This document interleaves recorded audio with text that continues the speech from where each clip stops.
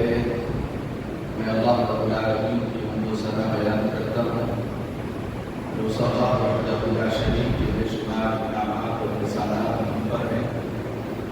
جن احسانات میں سے بڑا احسان یہ ہے کہ اللہ نے ہم کو ہدایت اسلام سے نوازا ہے۔ توحید کے نور سے اللہ نے ہماری زندگیوں کو روشن کیا ہے۔ نور توحید سے اللہ نے ہماری حیات کو جگمگایا ہے کہ اللہ کا عظیم انسان ہے۔ درود و سلام ہو تمام انبیاء و مرسلین پر جنہوں نے اللہ رب العالمین کے پیغام کو اپنی اقوام تک پہنچایا، بالخصوص میرے اور آپ کے نبی آخر الزمان کہ جن کے بعد کوئی نبی نہیں آئے گا، کہ جن کی اتباع و پیروی میں ہی کامیابی کا راز چھپا ہوا ہے، صلی اللہ علیہ وعلی آلہ واصحابہ اجمعین۔ محترم حاضرین جمعہ، جیسا کہ آپ جانتے ہیں ہم ربیع الاول کے مہینے میں داخل ہو چکے ہیں۔ ذمہ داران جمعیت اہل حدیث مدھول کی طرف سے جس عنوان کا مجھے مکلف کیا گیا، اس مہینے میں ہونے والی جو بدعت ہے عید میلاد النبی کے نام سے جس کو منایا جاتا ہے، کہ قرآن و سنت کی روشنی میں اس کی اصل پر کچھ باتیں آپ کے سامنے پیش کی جائے۔ کیا واقعتاً میلاد النبی نام کی کوئی چیز شریعت کے اندر موجود ہے؟ کیا قرآن میں اس کا کہیں ذکر ملتا ہے یا حدیث رسول سے اس کا کوئی اشارہ ہے، یا پھر صحابہ نے اپنے اقوال یا عمل کے ذریعے سے یا سلف نے اپنی کتابوں میں اس پر کوئی توجہ دلائی ہے؟ تو یہ نکات کی شکل میں کچھ باتیں ہیں میں آپ کے سامنے رکھنا چاہوں گا۔ عید میلاد النبی کی مناسبت سے اس میں 3 طرح کے گروہ بن چکے ہیں فی الوقت، اور یہ ایشین میڈ بدعت ہے، یہ یہیں پر پیدا ہوئی ہے، یہیں پر پھیلی ہوئی ہے۔ اس بدعت سے لوگ واقف بھی نہیں ہیں عرب دنیا کے اندر۔ وہاں کے جو لوگ ہیں بالخصوص سعودیہ یا اس کے اطراف کے جو لوگ ہیں، مکہ مدینہ کے جو اصل باشندے ہیں، تو ان کو معلوم بھی نہیں ہے کہ اس طرح کی بھی کوئی عید ہوتی، کیونکہ انہیں تو شریعت سے یہی بات بتائی گئی اور یہی چیز ثابت ہے کہ عید 2 موقعوں پر ہوتی ہے۔ ایک ہوتی ہے عید الفطر جو رمضان کے روزے رکھنے کے بعد منائی جاتی ہے، اور دوسری ہوتی ہے جب حج مکمل ہوتا ہے قربانی کے وقت، عید الاضحیٰ۔ اب یہاں پر لوگوں نے اس معاملے میں بہت زیادہ غلو کیا اور کہا کہ یہ جو عید ہے عید میلاد النبی، نبی کی ولادت کا جو جشن ہم مناتے ہیں، یہ عید الاعیاد ہے، یعنی کہ یہ عیدوں کی بھی عید ہے۔ تو اس قدر وہ اس کو غلو سے اور بڑھا چڑھا کر کے عوام کے سامنے پیش کرتے ہیں۔ تو دعویٰ کرنے سے بات ثابت نہیں ہوتی ہے، اس پر دلائل بھی ہونے چاہیے، اور دلائل بھی ایسے ہوں کہ جو رقم ہو قرآن و سنت سے ثابت ہو۔ یہاں وہاں کی عبادتیں لا کر کے آپ اور اپنی منمانی تعمیلات اور تفسیرات کے ذریعے سے قرآن و سنت میں مسائل کو ثابت نہیں کر سکتے۔ اور بالخصوص جب آپ یہ کہتے ہیں کہ یہ عمل عبادت ہے، یہ اللہ کے تقرب کا ذریعہ ہے، آپ یہ کریں گے آپ کی مغفرت ہو جائے گی، آپ ایسا کریں گے آپ اللہ کے قریب ہو جائیں گے، یہ ثواب کا کام ہے، اجر کا کام ہے۔ جب اس طرح کی باتیں آپ کرتے ہیں تو اس موقع پر دلیل کا لانا تو واجب ہو جاتا ہے۔ کیوں؟ کیونکہ عبادتوں کا معاملہ ایسا ہے کہ عبادت بغیر دلیل کے ثابت نہیں ہوتی۔ عبادت اجر و ثواب کا جو کوئی بھی عمل آپ کرتے ہیں، آپ پڑھ رہے ہیں جمعہ کی نماز کے لیے، خطبے کے لیے آپ آئے ہیں، خطیب کو سننا ایک اجر کا کام ہے، ثواب کا کام ہے، اس کی فضیلتیں صحیح حدیثوں سے ثابت ہے۔ جمعہ کے دن اول وقت میں آنا، قرآن کریم میں اللہ نے کہا اذا نودی للصلاۃ من یوم الجمعہ، یہ ثابت ہے، جس کے لیے آپ آئے ہیں یہ ثابت ہے۔ تو جو اجر و ثواب کا جو معاملہ ہوتا ہے، اس کو اصول فقہ میں کہا جاتا ہے العبادات توقیفیہ۔ علماء جانتے ہیں عبادات توقیفی ہوتی ہے۔ توقیفی کا کیا مطلب؟ جو بھی آپ اجر و ثواب والا کوئی عمل شریعت کی طرف منسوخ کرتے ہیں تو اس پر یا تو قرآن سے دلیل چاہیے یا تو پھر حدیث رسول سے دلیل چاہیے۔ قرآن سے بھی دلیل نہیں، حدیث سے بھی دلیل نہیں، پھر آپ یہ لوگوں کے سامنے کہیں کہ یہ عبادت ہے تو وہ عبادت نہیں ہوگی، بلکہ وہ آپ کہہ سکتے ہیں کہ وہ ایک شیطانی ہتھ کنڈا ہے، وہ بدعت ہے، یا پھر وہ ضلالت ہے، وہ گمراہی ہے۔ لیکن جو قرآن و سنت سے ثابت نہیں ہے وہ عبادت کیسے کہلائے؟ تو اس بات پر تو تمام مکاتب فکر کا اتفاق ہے، اس میں کوئی سلفی تنہا نہیں ہے، یہ کوئی وہابیوں کا حنفیوں کا معاملہ نہیں ہے، تمام مکاتب فکر کا یہی ماننا ہے کہ عبادت کو ثابت کرنے کے لیے قرآن و سنت سے دلیل چاہیے۔ تو سب سے پہلی بات یہ ہے کہ میلاد پر جب لوگوں سے یہ سوال کیا گیا، جو لوگ اس کا اہتمام کرتے ہیں بڑے شوق سے، بڑے اہتمام سے، بڑی شدت اور جذبے کے ساتھ، تو انہوں نے کچھ دلائل پیش کرنے کی کوشش کی، کچھ وہ دلائل انہوں نے جد و جہد کی کہ کسی طریقے سے منوایا جائے اس معاملے کو، تو انہی کی کتابوں سے، کیونکہ بات اسی وقت پوری ہوگی کہ میں اپنا نظریہ پیش کرتا ہوں اور چلا جاؤں، نہیں، ان کے جو نظریات ہیں، جیسے وہ دلائل پیش کرتے ہیں، وہ دلائل کیسے ہیں آپ انہیں سنیں اور اس کا رد کیسے ہوگا، یہ بھی آپ کو بات بخوبی سمجھ میں آئے۔ میں نے کہا کہ 3 گروہ ہیں، ایک گروہ تو وہ ہے جس کے بارے میں نے ابھی بتایا کہ اس بدعت کو انہوں نے اصل سنت بنا لیا ہے، اصل دین بنا لیا ہے، اور جو لوگ میلاد کا اہتمام نہیں کرتے ہیں ان کو وہ یہاں تک شیطان بھی کہتے ہیں، شعر و شاعری کے ذریعے سے، اور بہت ساری باتیں کہ گستاخی رسول ہے اور جو ہے کہ قرآن و سنت سے محبت کرنے والے ہیں۔ تو یہ ایک گروہ ہے۔ دوسرا گروہ سلفیوں کا ہے جو ہمیشہ کل بدعت ضلالہ، ہر بدعت گمراہی ہے، ہر دین میں نیا کام یہ صراط مستقیم کے برخلاف ہے۔ یہ دوسرا گروہ ہے۔ اور تیسرا گروہ اس میں یہ ہے جو سکوت کو اختیار کرتا ہے، خاموش رہتا ہے، یہ کبھی بدعت کا رد نہیں کرتے ہیں، یہ اصل اسلام کو پیش نہیں کرتے ہیں۔ تو اس طریقے سے ہمارا جو مسلم طبقہ ہے اس مسئلے کو لے کر کے 3 گروہوں میں منقسم ہو گیا۔ تو سب سے پہلے آئیے ہم موازنہ کرتے ہیں ان کے دلائل کا جو کہتے ہیں کہ یہ اصل اسلام ہے۔ پہلا مسئلہ یہ ہے کہ اللہ کے رسول صلی اللہ علیہ وسلم پیدا ہوئے، تو اللہ کے رسول صلی اللہ علیہ وسلم کی پیدائش جو تاریخ ہے وہ تاریخ 9 ربیع الاول کو ہے اور وفات 12 ربیع الاول کو ہے۔ اصل جو تحقیق دیکھی گئی ہے اہل علم کے مابین، اس میں اختلاف بھی بہت سارا ہے۔ اہل علم کے مختلف، اگر آپ سیرت کی کتابوں کو پڑھیں گے، تاریخ اسلام کو پڑھیں گے، تو اکثر علماء کا جو اس تحقیق میں پہنچے ہیں کہ 9 ربیع الاول کو، 12 ربیع الاول کو نہیں، ابھی میں واضح کروں گا، 9 ربیع الاول کو اللہ کے رسول کی ولادت ہوئی ہے، پیدائش ہوئی ہے۔ اکثر اہل علم اس بات کی طرف گئے ہیں، لیکن یہ بات بھی محل نظر ہے۔ اللہ کے رسول صلی اللہ علیہ وسلم کی پیدائش 9 ربیع الاول کو بھی نہیں۔ جو لوگ 12 ربیع الاول کو جشن منا رہے ہیں وہ تو بہت دور ہے۔ میں کہہ رہا ہوں کہ اکثر اہل علم جو اس بات پہ گئے ہیں 9 ربیع الاول، تو یہ تاریخ بھی ثابت نہیں ہے، بلکہ اس مسئلے میں راجح قول یہ ہے اہل علم کا، اللہ کے رسول کس مہینے میں پیدا ہوئے وہ مہینہ ہی ثابت نہیں۔ تاریخ تو درکنار، یہ تو بہت دور کی آپ لے کر گیا۔ اللہ کے رسول کس مہینے میں پیدا ہوئے صحیح سند سے یہی ثابت نہیں ہے۔ ہاں البتہ یہ ثابت ہے اللہ کے رسول صلی اللہ علیہ وسلم پیر کے دن کا، یوم الاثنین جس کو کہتے ہیں عربی زبان میں، پیر کے دن کے روزے کا اہتمام کرتے تھے اللہ کے رسول۔ جب پیارے رسول صلی اللہ علیہ وسلم سے سوال کیا گیا اللہ کے رسول آپ پیر کے دن روزہ کیوں رکھتے ہیں، تو اللہ کے رسول صلی اللہ علیہ وسلم نے جواب دیا ذالک یوم ولدت فیہ، یہ پیر کا دن ہے جس دن میں پیدا ہوا، اس لیے میں اللہ کا شکر ادا کرتے ہوئے شکرانے کے طور پر روزے کا اہتمام کرتا ہوں۔ یہ صحیح حدیث سے ثابت۔ تو مسئلہ کیا ثابت ہوتا ہے؟ اللہ کے رسول کی ولادت کا دن ثابت ہے، تاریخ ثابت نہیں۔ اس مسئلے کی باریکی کو سمجھو، دن ثابت ہے، پیر کے دن اللہ کے رسول کی ولادت ہوگی، لیکن تاریخ یہ ثابت نہیں ہے۔ اور میں ہمارے اپنے بھائیوں کی کتابوں ہی سے ایک حوالہ دینا چاہوں گا کہ محبوب سبحانی جن کو کہا جاتا ہے شیخ عبد القادر جیلانی، تو شیخ عبد القادر جیلانی کا موقف اگر آپ سنیں گے تو آپ کو حیرت ہوگی۔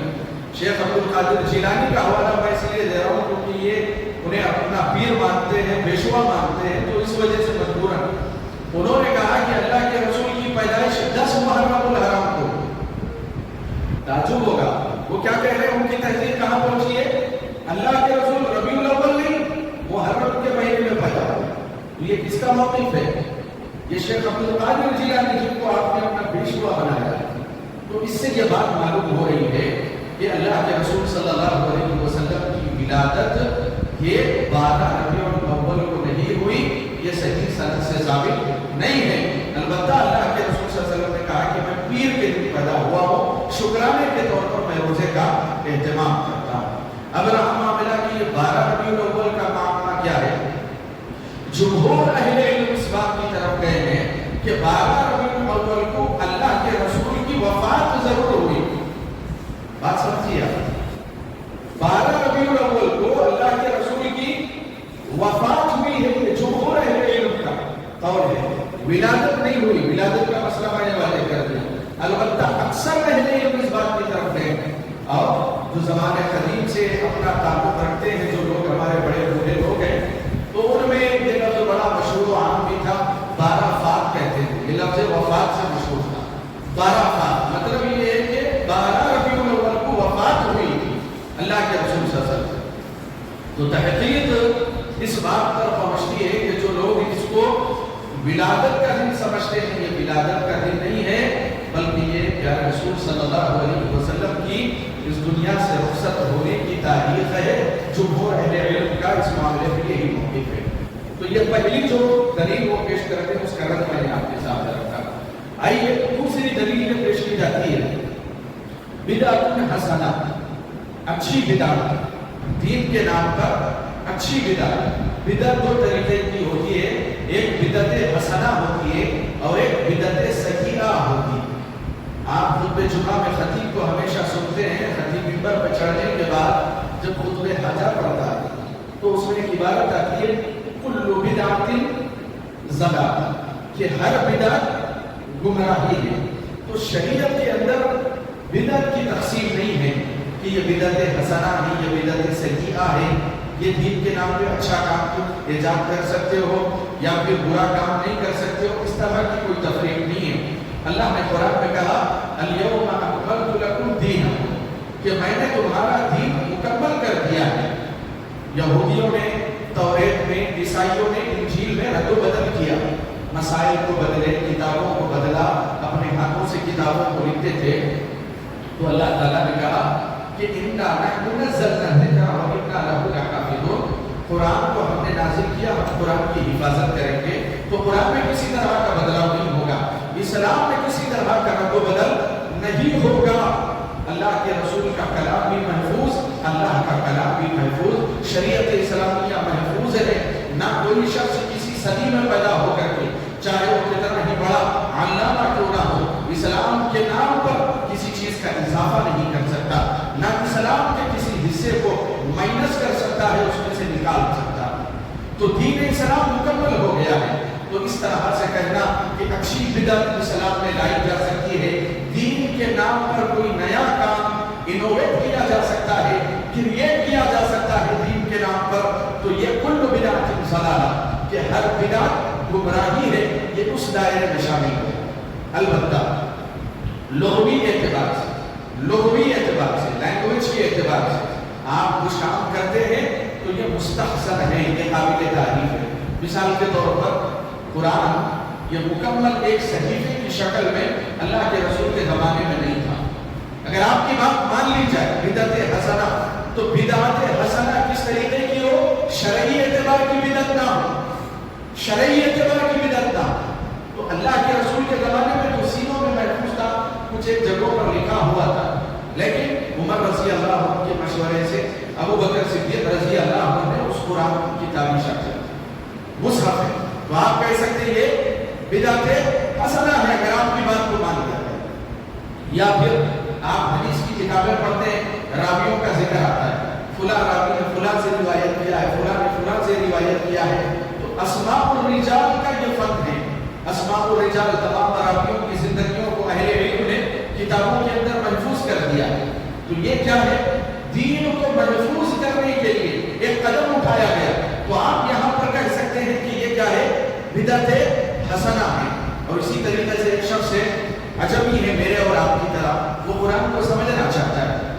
اور آپ کی مدر ٹنگ مادری زبان عربی تو نہیں ہے، ہم کو سیکھنا پڑے گا عربی. کیسے سیکھیں گے آپ عربی؟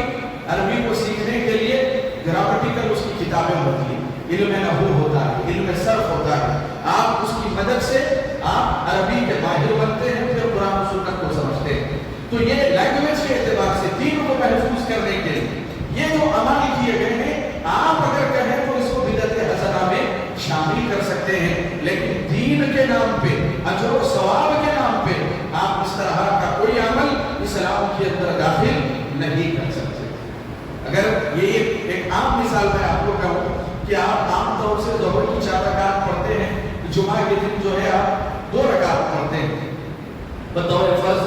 اگر کوئی شخص یہ کہے کہ میں جمعہ کے دن جو ہے 3 پڑھوں، ایک اضافہ کر دوں اس کے اندر، تو آپ اس کو کہیں گے کہ نہیں، قرآن و سنت سے 2 رکعت ثابت ہے، 2 ہی پڑھی جائیں گی، نہ اس میں کسی طرح کا اضافہ کیا جائے گا، نہ اس میں کسی طرح کی کمی کی جائے گی. تو یہ دوسرا مسئلہ ہے بدعت حسنہ کا، جو دلیل دیتے ہیں ہم نے اس کی وضاحت کی. اور اسی طریقے سے قرآن کریم کی ایک آیت کو لے کر کے، قرآن کریم کی ایک آیت ہے جس میں اللہ تعالیٰ نے کہا قُلْ بِفَضْلِ اللَّهِ وَبِرَحْمَتِهِ فَبِذَلِكَ فَلْيَفْرَحُوا هُوَ خَيْرٌ مِّمَّا يَجْمَعُونَ. اور عام آدمی جو نہیں سمجھتا ہے اس باریکی کو، اس کی تفصیلات جس کو نہیں معلوم ہے، وہ بہک جاتا ہے. وہ تو کہتا ہے کہ شیخ نے قرآن کی آیت سے اللہ کے رسول کی ولادت کو ثابت کر دیا ہے، قرآن پیش کیا جا رہا ہے. دیکھیے قرآن کو جو سمجھنا ہے ویسے سمجھنا ہے جیسے اللہ کے رسول نے سمجھایا ہے. قرآن کو بھی ویسے سمجھنا ہے جیسے صحابہ نے سمجھایا ہے اور سمجھا ہے. اسی وجہ سے اللہ کے رسول صلی اللہ علیہ وسلم نے کیا کہا کہ وہ 73 فرقوں میں میری امت بٹ جائے گی، 72 وہ جہنم میں جائیں گے، لیکن ایک فرقہ ہے جو جنت میں جائے گا. تو جب اللہ کے رسول صلی اللہ علیہ وسلم سے اس کا وصف پوچھا گیا وہ کون سا فرقہ ہوگا، تو اللہ کے رسول نے جواب دیا ما انا علیہ و اصحابی، جس پر میں ہوں اور میرے صحابہ ہیں. مطلب یہ ہے کہ ہر وہ شخص آج کے زمانے میں قرآن بولے اور اس کو جو آیت سمجھ میں آ رہی ہے مسئلے نکالتا چلا جائے، ایسا نہیں ہے. اس سے تو فکروں کے دروازے کھل جائیں گے، بلکہ آپ کو قرآن بھی اسی منہج پر، اسی طرز پر، اسی پیٹرن پر سمجھنا ہے جو پیٹرن اللہ کے رسول صلی اللہ علیہ وسلم اور صحابہ نے آپ کو دیا ہے. تو یہ جو قرآن کریم کی آیت ہے کہ اے نبی کہہ دے اللہ کا فضل اور اس کی رحمت کی وجہ سے انہیں خوشیاں منانی چاہیے. تو انہوں نے کہا کہ اللہ کا فضل پیارے رسول صلی اللہ علیہ وسلم کی ولادت ہے، اللہ کے رسول کی ولادت ہے، لہذا میلاد منانے کا حکم، خوشیاں منانے کا حکم قرآن کریم کی آیت میں دیا گیا ہے کہ خوش ہو جاؤ. جبکہ آپ تفسیر ابن کثیر اٹھا لیں، جتنے بھی متقدمین کی تفسیریں ہیں اہل علم کی، تفسیر سعدی اٹھا لے، تفسیر طبری اٹھا لے، تفسیر بہوی اٹھا لے، یا اس کے علاوہ جو بھی متقدمین کی تفسیریں قرون مفضلہ یا اس کے بعد کے 200-300 سال تک لکھی گئی، آپ کہیں پر بھی یہ نہیں بتا سکتے کہ ہاں اللہ کی رحمت سے مراد کسی مفسر نے لکھا ہو یہ اللہ کے رسول کی ولادت یہاں مراد. کسی مفسر نے اس طرح کی کوئی تحریر نہیں، بلکہ کیا کہا فضل اللہ سے مراد اسلام ہے، اللہ کی رحمت سے مراد قرآن ہے. اے مسلمانوں، اے ایمان والوں، اللہ نے تمہیں اسلام سے نوازا ہے، اللہ نے تمہیں تمہاری ہدایت کے لیے اللہ نے قرآن کو نازل کیا ہے، لہذا یہ اللہ کا فضل ہے اسلام، یہ اللہ کی رحمت ہے قرآن کریم، لہذا خوش ہو جاؤ، یہ تمہاری کامیابی کا بندوبست اللہ نے کیا. یہ اس آیت کریمہ کا مطلب ہے کہ یہ مطلب نہیں ہے کہ اللہ کے رسول صلی اللہ علیہ وسلم کی ولادت اس سے مراد لی جائے. اب کسی زمانے میں کوئی اور آئے گا وہ کوئی اور مراد دے گا، بلکہ شیعہ کہیں گے یہاں پہ اللہ کے رسول کی ولادت مراد نہیں ہے، یا مولا علی کی ولادت مراد. تو ہر شخص آئے گا اپنی تفسیر لیتا چلا جائے گا. تو قرآن اور سنت کو بھی جو سمجھنا ہے یہ فہم سلف کے مطابق سمجھنا ہے، ویسے سمجھنا ہے جیسے صحابہ نے سمجھا اور سمجھایا ہے. اور اسی طریقے سے ایک اور روایت کے ذریعے سے عوام الناس کو یہ جھانسا دیا جاتا ہے. بخاری کی روایت ہے، بخاری کے اندر ایک واقعہ ذکر کیا گیا ہے کہ ابو لہب نے کسی کے خواب میں آ کر کے کہا ہے کہ اللہ کے رسول کی ولادت ہوئی تھی جب، تو اس وجہ سے میں نے جس نے خوشخبری سنائی تھی ولادت کی محمد ابن عبداللہ کے، تو میں نے اس کو آزاد کر دیا تھا، انگوٹھے سے اشارہ کیا تھا لہذا اس ایک انگوٹھے کے ذریعے سے ابہام یا اس ایک انگلی کے ذریعے سے جنت میں مجھے مشروط کیا جاتا ہے، جہنم میں مجھے مشروط کیا جاتا ہے، میرے عذاب میں کمی ہو جاتی ہے۔ اس طریقے کی روایت بخاری کا حوالہ دے کر کے پیش کی جاتی ہے۔ سب سے پہلے تو میں آپ کو بتا دوں کہ یہ جو روایت امام بخاری نے نقل کی ہے یہ اصل باب کے طور پر انہوں نے نقل نہیں کی، اس کے اندر بھی بڑی علمی بحث ہے۔ کسی مسئلے کو ثابت کرنے کے لیے اصل باب میں یہ روایتوں کو لے کر کے آتے ہیں، تو اس طرح کا کوئی مسئلہ نہیں ہے کہ امام بخاری نے کسی مسئلے کو ثابت کرنے کے لیے اس کو ذکر کیا، بلکہ مرور الکرام ذکر کرتے کرتے انہوں نے یہ کہا کہ عروہ بن زبیر نے اس طریقے کا واقعہ ذکر کیا ہے۔ اب یہ جو روایت ہے جب اصل باب کے طور پر نہیں آئی ہے بخاری میں، تو یہ عروہ بن زبیر کون ہے؟ یہ تابعی ہیں۔ عروہ بن زبیر جو اس واقعے کو ذکر کر رہے ہیں یہ صحابی نہیں ہے، عروہ بن زبیر کون ہے؟ تابعی ہے۔ اور عروہ بن زبیر نے جو یہ واقعہ ذکر کیا، یہ واقعہ انہوں نے کس سے سنا؟ کیونکہ جنت و جہنم کی کیفیات کون بیان کریں گے؟ اللہ کے رسول بیان کریں گے۔ عام آدمی کو یہ حق نہیں ہے کہ جنت و جہنم کے بارے میں بات کریں۔ تو عروہ بن زبیر نے اس صحابی کا نام ذکر نہیں کیا کہ انہوں نے اس واقعے کو کس سے سنا، لہذا یہ روایت اصول حدیث کی بنیاد پر مرسل قرار پائی، اور مرسل یہ ضعیف حدیث کی قسموں میں سے ایک قسم ہے کہ تابعی اپنے سے ماقبل، اپنے سے پہلے صحابی کا نام چھوڑ کر کے کوئی بات ذکر کرے یا اللہ کے رسول کی طرف، اللہ کی طرف، جنت و جہنم کی طرف کوئی تابعی ذکر کر دے، اس واقعے کو منسوخ کر دے، تو یہ حدیث ہو جاتی ہے مرسل جو ضعیف کی ایک قسم ہے۔ تو یہ دوسرا مسئلہ ہے اس کے اندر۔ اور اسی طریقے سے تیسرا مسئلہ یہ ہے کہ کوئی بھی شخص اگر خواب دیکھ لے تو خواب کے ذریعے سے شریعت ثابت نہیں ہو جاتی۔ کوئی بھی شخص اگر خواب دیکھ لے اور صبح اٹھ کر کے جو ہے مجھے خواب یہ پڑا تھا اور اس انداز میں جو ہے عمل کرنا شروع کر دے، تو پھر دین اسلام کہاں باقی رہ جائے گا؟ آدمی کو زندگی میں ہزار خواب پڑھتے ہیں، ہزاروں لوگوں کو مختلف قسم کے خواب پڑھتے ہیں، خوابوں سے وہ کوئی نبی تھوڑی ہے کہ خواب دیکھ کر کے آئے گا اور شریعت ثابت ہو جائے گی۔ انبیاء کا خواب سچا ہوتا ہے۔ اور یہ تو ابو لہب کے بارے میں ذکر کیا جا رہا ہے، جس کے بارے میں اللہ رب العالمین نے قرآن کریم میں ذکر فرمایا تبت یدا ابی لہب وتب۔ اور اسی طریقے سے ایک اہل علم نے بڑی موٹی مثال دے کر کے سمجھایا کہ ٹھیک ہے بالفرض اس روایت کو ہم مان بھی لیں کہ اس کو اس کی انگلی سے مشروط کیا جا رہا ہے جہنم کے اندر، تو انہوں نے کہا کہ ید کا معنی ہوتا ہے ہاتھ، تو کہا کہ ہاتھ میں انگلیاں اور انگوٹھے آئیں گے کہ نہیں آئیں گے؟ تو آئیں گے۔ تو اللہ نے کہا تبت یدا ابی لہب وتب، کہ ابو لہب کے دونوں ہاتھ برباد ہو گئے، تو اب وہاں سے کسی طرح کا مشروط اس کو ملنے والا نہیں ہے۔ تو بہرحال اس طریقے سے اہل علم نے اس طرح کے بے تکے دلائل پر رد کیا ہے بڑے ہی احسن انداز۔ اور آج کل کی ایک اور دلیل بن گئی، وہ دلیل ہے جذبات۔ اللہ کے رسول کے ہم عاشق ہیں، ہم اللہ کے رسول سے محبت کرنے والے ہیں، ہم عاشق رسول ہیں، لہذا ہم کو دلائل کی ضرورت نہیں ہے، ہمارا عشق، ہماری محبت یہ اللہ کے رسول سے کافی ہے۔ اس طریقے سے جو ہے عوام الناس کے جذبات کو ورگلایا جاتا ہے۔ دیکھیے محبت اطاعت سے ثابت ہوتی ہے، زبان کی لفاظی سے ثابت نہیں ہوتی۔ اللہ رب العالمین نے قرآن کریم میں کیا ذکر فرمایا؟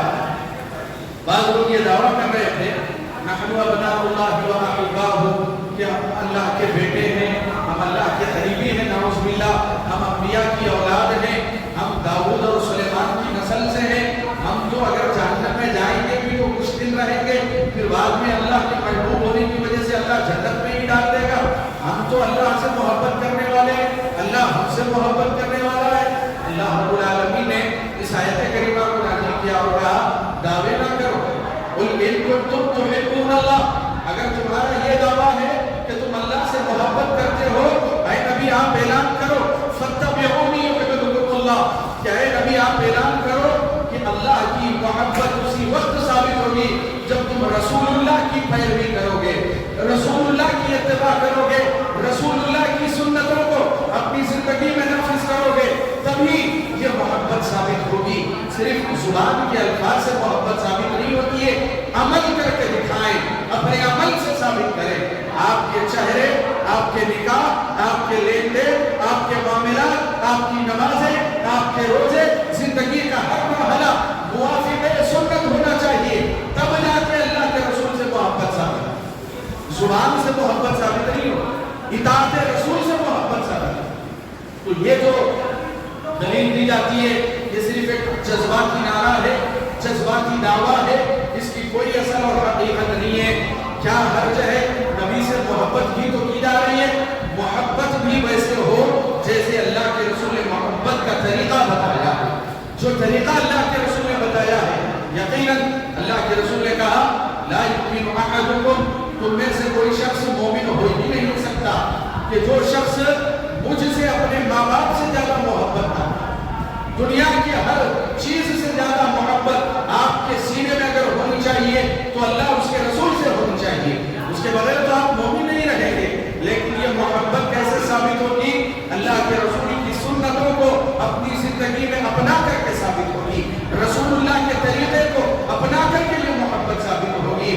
زبان کے نعروں اور لفاظی سے یہ صرف الفاظ کی بازیگری سے ثابت ہونے والا عمل نہیں ہے۔ اور اسی طریقے سے میرے بھائیوں ایک اور بات کہ یہ کہہ رہے ہیں کہ عید میلاد النبی، تو اس میں یہ جو ہے عید کا لفظ استعمال کر رہے ہیں۔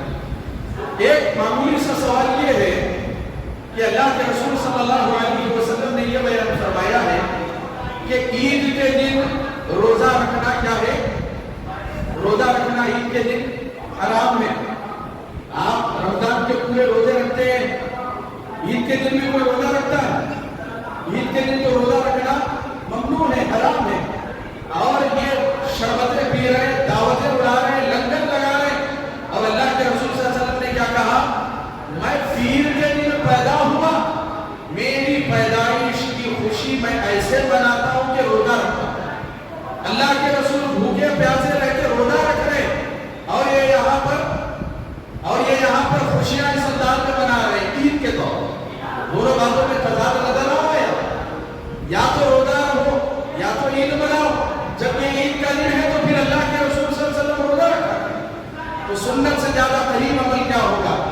ہوگا یہ عمل کہ آپ اس دن رسول اللہ صلی اللہ علیہ وسلم کی محبت میں، آپ اللہ کی محبت میں شکرانے کے طور پر خاتم النبیین صلی اللہ علیہ وسلم کی ولادت کو خراج تحسین دیتے ہوئے آپ روزے کا اہتمام کریں، لنگر نہ لگائیں۔ یہ اللہ کے رسول صلی اللہ علیہ وسلم سے حقیقی محبت ثابت ہوگی۔ آپ خود دلیل دے رہے ہیں، اللہ کے رسول ولادت کی خوشی میں روزہ رکھتے تھے اور آپ ولادت کی خوشی میں عید منا رہے ہیں۔ اب آپ دیکھیں کہ آپ کا عمل اللہ کے رسول صلی اللہ علیہ وسلم کے عمل سے کس قدر مخالف ہے۔ اور اسی طریقے سے ایک ساتویں دلیل، ساتواں دعویٰ یہ پیش کیا جاتا ہے کہ اللہ کے رسول صلی اللہ علیہ وسلم ایک جنگی مہم سے واپس آئے، جو وہ اسلام کے نام پہ دلائل دے رہے ہیں، جیسے جھانسا دے رہے ہیں، اس کا رد میں آپ کے سامنے پیش رکھا۔ صحیح ترمذی کی روایت ہے، مسند احمد کی روایت ہے، پیارے رسول اس جنگی مہم اور محاذ سے صحیح سلامت لوٹ گئے، اللہ کے رسول کو کوئی نقصان نہیں ہوا، اللہ کے رسول صحیح سلامت واپس آ گئے۔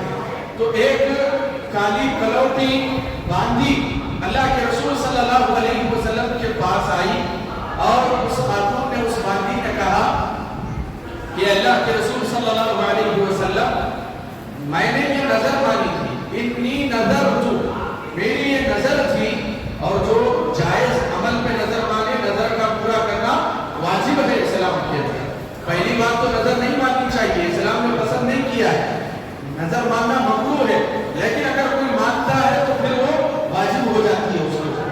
تو کہا کہ میں نے نظر مانی تھی کہ آپ اگر صحیح سلامت لوٹ جائیں گے تو اتغنا، میں گنگناؤں گی عربی کے اشعار، میں گنگناؤں گی، وَأَضْرِبُ بِالدُّفْ، اور دف جو ایک طرح سے طبلہ ہوتا ہے، عرب کا کلچر تھا، وہ لوگ خوشی کے موقع پر اس کو بجایا، ہلکی سی آواز آتی۔ تو کہا کہ خوشی کے موقع پر اس کو مناسبت سے اس کا اہتمام، میں نے یہ نظر مانی تھی کہ میں کچھ اشعار، کچھ غزل گنگناؤں اور دف بجاؤں میں اللہ کے رسول۔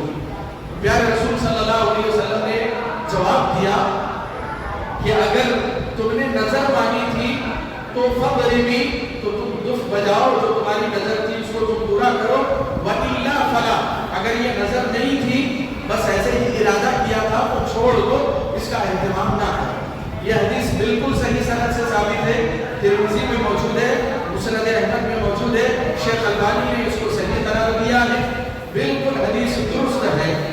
لیکن اب یہاں سے یہ مسئلہ نکالا جا رہا ہے کہ اس نے اللہ کے رسول کے جد سے صحیح سلامت آنے پر خوشی کا اہتمام کرنے کی نظر مانی تھی، تو کیوں نہ ہم اللہ کے رسول کے اس دنیا میں آنے پر خوشی منائیں۔ تو اس طریقے کی بے تکی بنا سر پیر کا ایک مسئلہ مستمت کر کے جو ہے لوگوں کو بتایا جا رہا ہے کہ اس باندھی نے خوشی منائی تھی تو ہم کیوں نہ منائیں۔ لیکن حدیث یہ مکمل پیش نہیں کرتے۔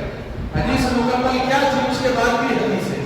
حدیث یہ ہے کہ جب وہ دف بجانے لگی اللہ کے رسول صلی اللہ علیہ وسلم کے سامنے، ابو بکر صدیق رضی اللہ عنہ آئے تو وہ بجاتی رہی، پھر اس کے بعد علی رضی اللہ عنہ آئے، وہ ویسے ہی اشعار گنگناتی رہی، پھر اس کے بعد عثمان غنی رضی اللہ عنہ آئے، وہ ویسے ہی اشعار گنگناتی رہی، پھر اس کے بعد عمر رضی اللہ عنہ آئے، تو جیسے ہی عمر پر نظر پڑی اس نے اپنا دف چھپا لیا۔ اللہ کے رسول صلی اللہ علیہ وسلم نے کہا، اے عمر تمہیں دیکھ کر تو شیطان بھی حیبت کھا جاتا ہے، وہ بھی ڈر جاتا ہے، یہ تو پھر بھی معصوم لڑکی۔ یہاں پر حدیث مکمل ہو۔